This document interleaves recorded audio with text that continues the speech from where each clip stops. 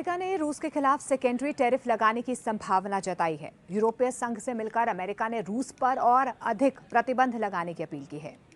अमेरिकी वित्त सचिव स्कॉट बेसेंट ने यूरोपीय संघ से आह्वान किया है कि वे अमेरिका के साथ मिलकर रूस पर दबाव बढ़ाएं। उन्होंने ये भी संकेत दिया है कि उन देशों पर नए टैरिफ लगाए जा सकते हैं जो रूसी कच्चा तेल खरीद रहे हैं। डोनाल्ड ट्रंप प्रशासन पहले ही भारत पर रूस से तेल आयात करने को लेकर 25% अतिरिक्त टैरिफ लगा चुका है। इस कारण भारत पर कुल टैरिफ दर अब 50% हो गई है, जो वैश्विक स्तर पर किसी भी देश पर लगाए गए सबसे कड़े शुल्कों में से एक है।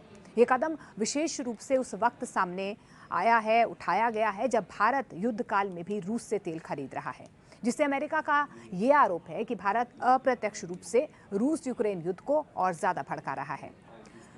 एनबीसी न्यूज की रिपोर्ट के अनुसार स्कॉट बेसेंट ने रविवार को ये कहा है कि अमेरिका यूरोपीय देशों के साथ मिलकर रूस से तेल खरीदने वाले देशों पर अतिरिक्त प्रतिबंध लगाने के लिए तैयार है। उनका ये भी कहना था कि इसका उद्देश्य रूसी अर्थव्यवस्था को अस्थिर करना है।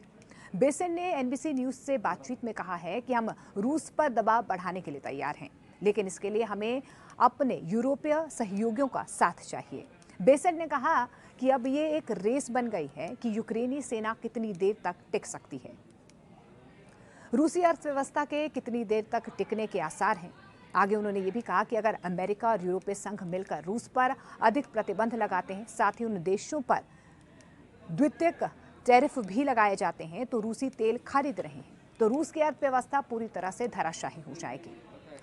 इससे रूसी राष्ट्रपति व्लादिमीर पुतिन को समाधान की मेज पर भी आना पड़ेगा। बेसेंट ने यह बयान उस वक्त दिया है जब रूस ने युद्ध शुरू होने के बाद अब तक का सबसे व्यापक हवाई हमला यूक्रेन पर किया है। इसके कुछ ही देर के बाद अमेरिकी राष्ट्रपति डोनाल्ड ट्रंप की रूस के राष्ट्रपति पुतिन से अलास्का में बैठक भी हुई थी।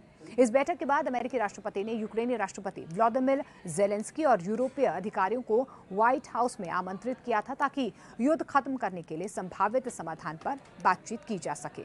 हालांकि इसके बाद युद्ध को रोकने या खत्म करने के प्रयास फिलहाल ठप नजर आ रहे हैं, ठंडे बस्ते में चले गए हैं।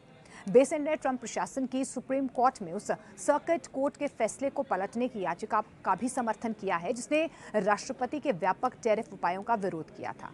उन्होंने कहा कि मुझे पूरा भरोसा है कि हम सुप्रीम कोर्ट में जीत हासिल करेंगे। आपको ये भी बता दें कि ट्रंप प्रशासन ने पहले से घोषित 25% रेसिप्रोकल टैरिफ के अलावा रूसी तेल की खरीद के लिए भारत पर 25% का अतिरिक्त शुल्क लगाया है। और हाल ही में ट्रंप ने यह भी कहा था कि उन्हें बहुत निराशा हो रही है क्योंकि भारत रूस से बहुत सारा तेल खरीद रहा है। उन्होंने बताया कि अमेरिका ने भारत पर जो 50% टैरिफ लगाया है वो इसी वजह से लगाया है क्योंकि भारत सीधे तौर पर रूस से तेल खरीद रहा है। ये दावा अमेरिका की तरफ से बार बार किया जा रहा है। ट्रंप ने यह भी कहा कि उनके प्रधानमंत्री नरेंद्र मोदी के साथ अच्छे संबंध हैं और प्रधानमंत्री नरेंद्र मोदी कुछ महीने पहले अमेरिका भी आए थे। इतना ही नहीं, अमेरिकी राष्ट्रपति डोनाल्ड ट्रंप ने प्रधानमंत्री नरेंद्र मोदी की तारीफ भी की, उन्हें अपना दोस्त और महान नेता भी बताया। इस बीच आपको ये भी बता दें कि भारत ने अमेरिका की तरफ से लगाए गए अतिरिक्त शुल्क को अनुचित और गलत बताया है। भारत ने अपनी रूसी कच्चे तेल की खरीद का बचाव करते हुए कहा कि उसकी राष्ट्रीय जरूरतों और बाजार की मांग के आधार पर की जा रही है। भारत का ये भी कहना है कि उसकी ऊर्जा खरीद का उद्देश्य देश की विकास और ऊर्जा सुरक्षा को सुनिश्चित करना है।